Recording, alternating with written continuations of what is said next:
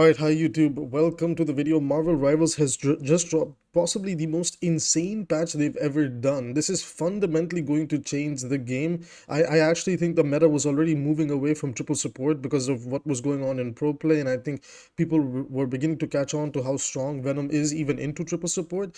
But now things have just gone kind of crazy. So let's not waste any time. Let's get straight into the balance changes. So on your screen now are the Vanguard and the Duelist adjustments coming to the game. We're going to start from Angela and move all the way down to Iron Fist. So Angela, the Hand of Heaven, receives a slight boost to her sustained fighting power. After activating the Divine Judgment, she is going to generate more bonus health from 30 to 40 per enemy hit, and the allies will gain 15 to 20. Now, Angela was a character that it always felt like she was kind of missing something, just a little bit more for her to do. I'm happy they didn't lean into the flight kidnap and rather looked at, like, like her when she drops down and tries to fight. It's a little bit rough, right? Especially because the axis of 𝐒𝐻𝐂𝐈𝐄𝐻, they disappear rather quickly. The time you're spending on the floor is really not that much. I kind of wish they would increase the duration of axis of 𝐒𝐻𝐂𝐈𝐄𝐻 so that she did have something to do when she's not really flying around and everything, but then that would defeat the purpose of her being a flying tank, right?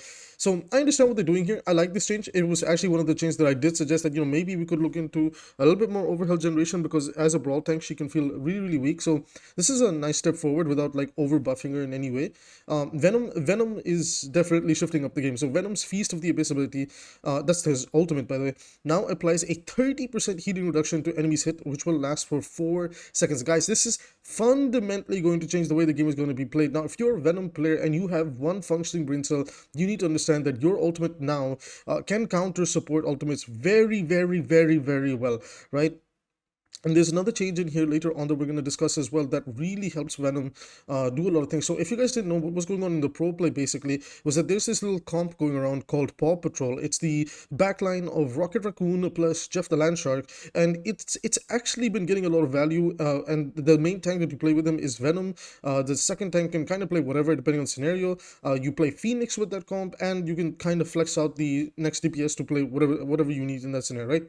The idea with that comp is because the supports are like pretty much undivable and uncontestable if they are playing rather well, is those two can basically just not be dived or contested. They can keep repositioning, supporting the Venom. Jeff takes off angles to help secure kills when the Venom goes in, and like you have all this like other support coming in. Then there's a res to like make Venom just extend the fight even further, and just Venom and Rocket and Jeff alone were such a strong comp that was going. It was called the Paw Patrol comp. We're seeing it a little bit in MRI, right? And the thing here is like there's a change that we'll talk about a little bit later, but I can spoil it for you. Like Rocket is getting his ultimate increased, his damage on the damage boost on the ultimate is being increased to 40%, and that was actually one of the things you could use before to cut through the sustain in the game. So now there is a lot of tools in the game that's going to cut through the support healing in the game. Like I better not see any complaints about sustain, because I'm not gonna lie, I think sustain has felt the weakest it's felt on this particular patch, right? And we'll talk a little bit more about that. Let's get to the Duelist changes. So down here we have Blade getting an increase on Daywalker dash secondary attack range from 4.5 to 6.5 meters. I already thought the dash range was not a problem. So this is when you are using your dash with your gun out, right? This is particularly for that dash. And so you can, like, you're poking somebody, you dash towards them, you press E and you start swinging, right? I already thought that dash distance was good, but holy crap, I guess they really want to help him maintain distance. And then over here, this is an insane giga buff to Blade. Increase the duration of each slash speed attack gained during the Bloodline Awakening from 0.7 seconds to 1. And then a new effect has been added. Landing all 4 hits of your Whirlwind Slash is going to grant you 1 slash speed stack.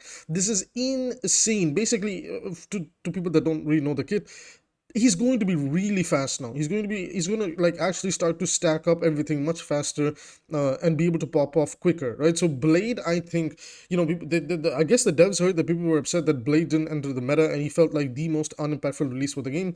He is actually going to be very, very strong on this next patch. I think, we know that there is a bit of a Daredevil hype, but I think there's 2 characters you shouldn't be sleeping upon, and one of them is 100% Blade. Blade already was a little bit underrated on this particular patch we are on right now, but he's definitely stronger. Human Torch, Johnny sees a slight reduction in damage and mobility. So first of all, his fire cluster hit damage per projectile has been reduced from 5.5 to 5. A new fire cluster now, this is a new effect that now fire cluster has a 0.5 second delay before the ammo begins to reload. So they're just making him clunkier. I don't think this is the right way to go forward. Then they say during plasma body, reduce the movement speed from 900 to 850. That's basically a shift. Actually, the problem with Human Torch, you can deal with him. The problem is not exactly the, like, yes, he has, like, he is strong in his kit and everything, but making the kit clunkier is not a solution. What they need to do is they seriously just need to strip one of the animations he has from his melee. It doesn't matter. Like, he first of all, he never needs that melee, right? Because that's not how he secure kills, number one. And number two, that hitbox manipulation with that, like, two melees and the shift weaving and everything, that's where the strength is, and a lot of it comes more from the melee animation. So I appreciate their efforts. I appreciate that they're still nerfing him, because he is still by far the best DPS in the game, especially in coordinated settings and team environments. A really big argument can be made that it's actually the fire trap that's the reason why he's so strong as well, other than the movement. But Human Torch is such a big case study on, like, man, people slept on this guy, and then out of nowhere he just exploded, like, in terms of lobbies, right? And I think Blade might be that next one, so please don't sleep on Blade as a character, right? Iron Fist. So Iron Fist's threat against the high health enemies has slightly increase, so they've lowered the base damage of basically his melee combos from 9 to 8, basically per hit, but they've increased the percentage damage of the enemy's max health per strike from 2.7% to 3.1%. Now, I'm not gonna lie to you guys, I don't understand why they are leaning this hard into this idea that, well, we need this niche to be filled out, that Iron Fist, because he's one of my mains. I really love playing him. They've made him a lot more clunkier, and I understand that in low elo, like, especially back in release, like, he was absurdly broken. Let's not pretend he wasn't, right? And then he kind of took over the game in season 2 with the sustained dive comp that came with Hulk and Captain America plus Namor, and Iron Fist was like a defining piece of that meta. Again, let's not pretend that wasn't the case.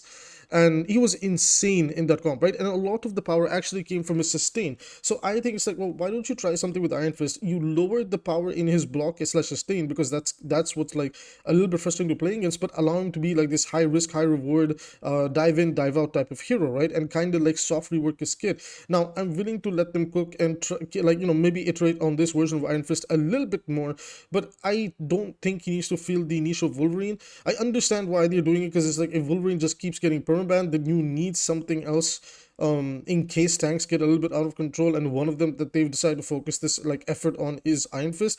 I don't hate the idea. I just think it's like, well, the trade-off is way too high for this to, for this to work out for the character's kit, because he feels so weak and clunky when he's trying to do anything else, right? So I see the vision, I get the idea, I just don't think, like, he's the one that should go in this direction, right? I think you can do this with, like, maybe some other characters and try out this niche, but again, I'm willing to give them one last chance with this. Otherwise, I think, like, this little mini Iron Fist rework that they've tried, or Pillow Fist as the community calls him, it's been kind of bad, right? So far I've liked all the changes. This is the first, like, negative. This is where they lose, like, a point, right? I'm moving on over to the next DPS changes. Reed Richards, Mr. Fantastic, has been a huge sleeper pick. I'm not gonna sit here and lie. I feel like people sleep on Reed a lot. He actually needed just a lot of QOL, but I think he's just gotten the biggest giga buff that any Reed main could have asked for. So after pulling an enemy with distant grip, the target is now affected with a 1-second immobilize effect. That's basically like the target cannot use any mobility abilities. This is huge. Reed is already really good at being an anti-dive tool. He's also really good at pocketing dive characters like Magic, going in with her, getting out with her, like giving her just a butt ton of overhealth, and then, like, going with her and, like, following up on her combos. Reed has this, like, really interesting niche in the game where, man, honestly, I feel like, first of all, he's a very slow and calculating character. You kind of have to be like Reed Richards. You have to think, you have to be smart, you have to know where you're there, why you're there, where to use your little personal Suzu, who you're reflecting the damage to. There's a lot of nuances to his kit. However, they are looking at Reed as this, like, we do want him to kind of be like this anti-dive character in case things get out of control. And my goodness, this is a massive buff. Not only did they fix, like, most of his no-reg issues, which already made him feel a lot more fluid, all they really need to do was just speed up the animation time and going into big and, like, his big form and then out of the big form. But this change, you can actually, and I checked this as well, because it says after you pull an enemy with the distant grip, whether you pull one enemy or you grab two people and then pull them towards you, you can shut down two different people's abilities to escape. There's definitely a high skill ceiling to doing that. It's much easier to just grab one person than it is to grab two, because there is, like, I think the hitbox for the second pull is a little bit smaller, at least upon when I play him. It feels like that.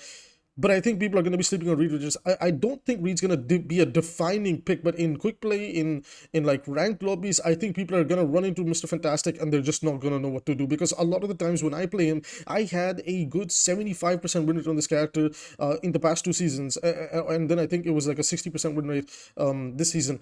And the thing is, people just don't know what to do against Reed because he just never gets played. So when you have like this like really good like Reed Richards, Mr. Fantastic running around in the lobby, people just literally don't know what to do. They just sit there and they stare at you like, well, this guy just doesn't die. And if you take attention, that like you take all the attention, your tanks get to play the game for free, your other dive character gets to play the game for free, and he's such a like a versatile, volatile character. He can just adapt to most situations on the fly. He has even good poke with his arm stretch. So Reed, not by any means like a hard meta character, but definitely one of those characters that might be a bit of a sleeper pick that, people might catch on. I will be enjoying a lot of Mr. Fantastic along with Daredevil coming this patch. Phoenix. Now, Phoenix, she has a very special place in my heart. You guys know, if you follow the channel, follow the Rivals channel, Phoenix has been one of my favorite characters in Marvel. But even I agree she was a little bit silly in the way that she was released. I personally think that she didn't need nerfs towards her poke. The nerfs that I wanted, particularly for Jean/Phoenix, was I think the right click stun should have been removed and made a slow, if they wanted the idea that, okay, it's supposed to help set up sparks and shots and things like that. And then the other thing that they need to do for Jean was that they needed to get rid of that melee combo. Guys, it's a poke character. You can't allow a poke character to also be a good brawler at close range. And effectively, if you know what you're doing, you can do about 1,000 damage in about 2 seconds. And that's just not fair, guys. Come on, let's be real, right? Like, we have to be a little bit more objective when we kind of sit down and think about these characters. So I love Phoenix. I think these nerfs, now let's look at her nerfs. So the melee attacks will no longer stack the sparks. That is something. That is definitely something, right? That does hurt her overall damage potential when she gets dived. Her primary ammo will no longer replenish during the Dark Ascent, and then they've added 1 second cooldown to the Dark Ascent. So definitely good nerfs. Definitely good nerfs that they've given Jean. Is she still going to be like top 3, top 5 DPS in the game? For sure, right? Because her kit is just really useful. Like, there's so many like areas where she's just good to have and everything. But do I think, like, is she gonna be finally contestable in certain positions and maps and by certain characters? For sure. I think like she's not like the end all be all of the DPS role anymore. I think there's definitely gonna be like positions where you might even feel like, hey, I might have to swap off Phoenix and then move over to Hela. So now let's talk about Hela. Now Hela has actually gotten a bit of a buff. Hela's been struggling, guys. I can't lie. Even in pro play, Hela is struggling, and that's just because like Phoenix is like a more, I don't like using this wording because I don't think Phoenix is quote unquote a power crept version of Hela.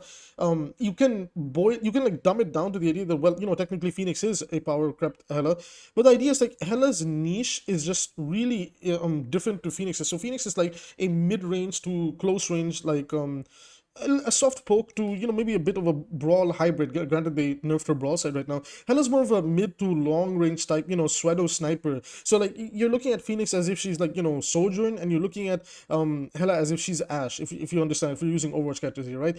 Now Hela, the problem with Hela is like, if they want to buff her, which I think they should because she is struggling a lot, she's kind of lost a lot of grace, and that's just because people, I would give like the community credit. I think people have realized how to play around Hela. Like, once you gap close Hela, she has nothing she can do, right? And like all she does is she tries to escape, but there's like a decent wind up time in the animation, and she can be contested. So it's really easy to get rid of Hela, right? It's very, very easy to get to Hela, get rid of her, and there's very, very, very, very, very, very few cracked players that have like really over the top aim on Hela to make her work. But like, take that player and put them on Phoenix, and now they can do 10 times more. So Hela, personally, I think where Hela needs help is they need to rework the logic on her right click. I feel like the right click on her kit is the biggest weakness she has, because the idea behind it is actually really, really interesting in what it's supposed to do, but it's so inconsistent that Hela just doesn't, like, Hela basically doesn't have 2 abilities in her kit, right? And the other one is her stun. Now the stun is nice, but it's so ignorable nowadays. It's so like useless nowadays, and there's so much mobility in the game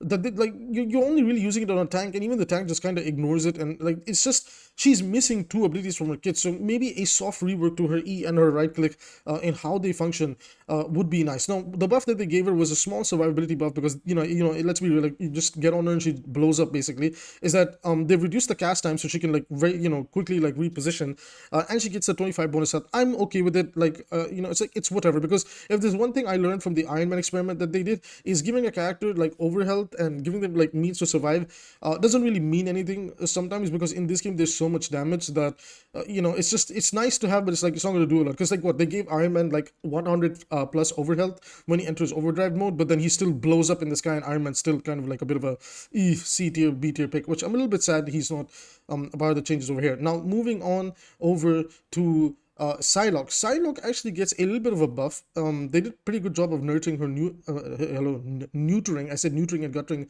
at the same time, and it became one word, nuttering, whatever. But Psylocke's neutral impact has taken a bit of a hit. It's really nice not to be able to like Giga, like, you know, get comboed by her and just your HP bar just disappears in the blink of an eye. However, her ultimate has kind of lost a lot of power in the game. It's very underwhelming, so they understand that, and they're looking to you know, adjust the ultimate a little bit. So basically reduce the self slow rate from 30% to 50%. This is huge, right? So you can reposition your little circle around a little bit better with the Dance of the Butterfly. And then every strike's damage has been increased from 150 to 170. So it's like, it should really help secure you now at least 1 to 2 kills, right? So very, very strong buff, very, very, very good buff. I'm gonna have to see how it plays out. I think Psylocke is still in man, honestly, I don't think so. At least me personally, like Psylocke in coordinated play at pro play is a different character, but like in ranked and everything, I think Psylocke's still a good top 5 DPS. You know, I don't think she's like overly bad, but like you can feel her nerves, and like even her little position right now arguably is being contested by Magic, where I think Magic is unironically the better flanker. But again, because like she's so much more harder to play, people just kind of suck at Magic. But don't sleep on Magic, she's really good. Enjoy her while it lasts. Cloak and Dagger gets a bit of an alt charge increase from 4300 to 4500. That was really good. Jeff takes a small hit to his crit damage reduction. So if you guys didn't know, because Jeff is pretty much a floating head, he takes less headshot damage, and they reduced it from 70% to 50%. This was needed. Jeff is really strong right now in the meta, whether it's with triple support or even he can be played in fast-paced comps with 2-2-2.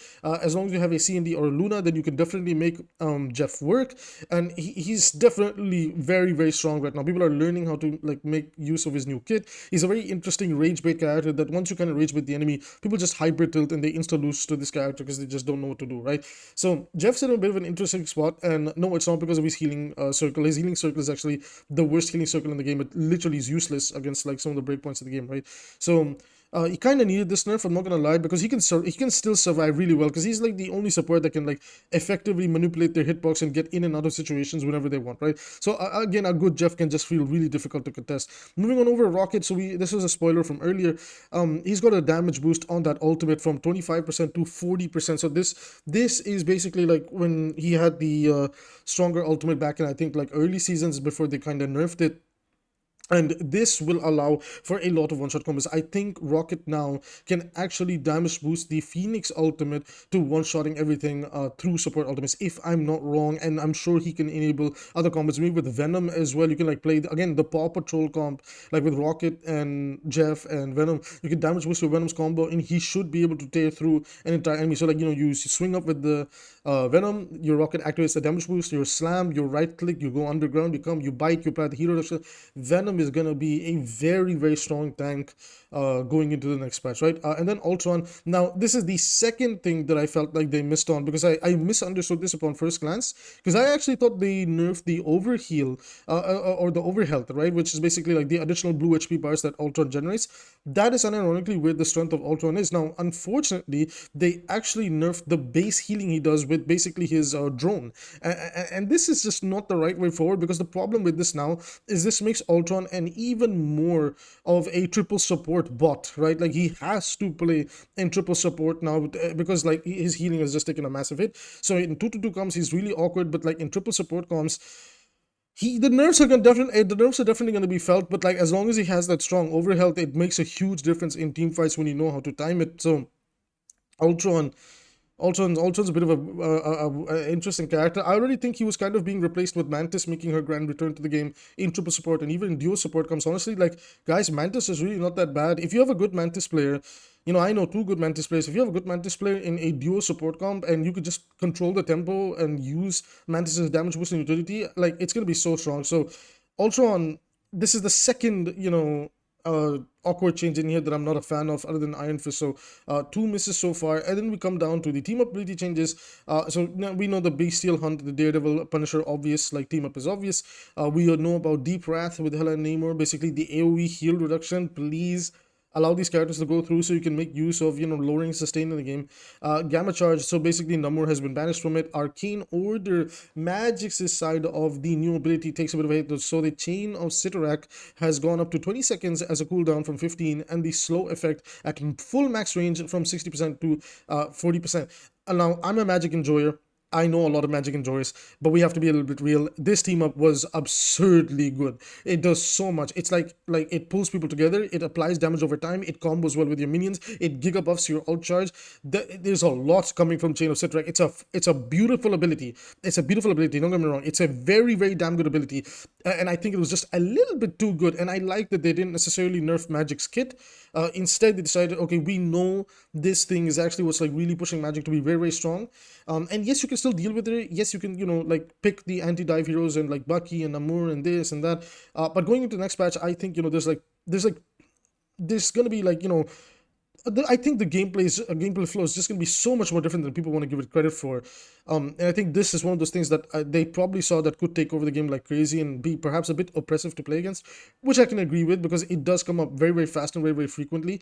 Because I think the cooldown starts as soon as the chains like hit the enemy as well. So this is probably to like kind of bring it a little bit more in line with stuff. And then finally, Ragnarok Rebirth, one of the OG team ups from the game, is removed. I think we only have like 1 or 2 OG team ups left. So that is it for the Marvel Rivals patch. Everybody, let me know, like, what do you guys think about the changes coming to Marvel Rivals? I think this is the most. I think season 4.5 with the Daredevil coming in, and I think us going into season 5 with at this point we all kind of know it is Hela and it is Rogue and Gambit and Rogue, because we know it is a love season that has been pretty much leaked, and they've given away hints in the gallery cards that Rogue and Gambit are also coming, and we know so far that at the moment Rogue was leaked to be a strategist, and she has some life steal, life force drain type ability. So I think they are kind of beginning to move away from this like sustain heavy idea of the game.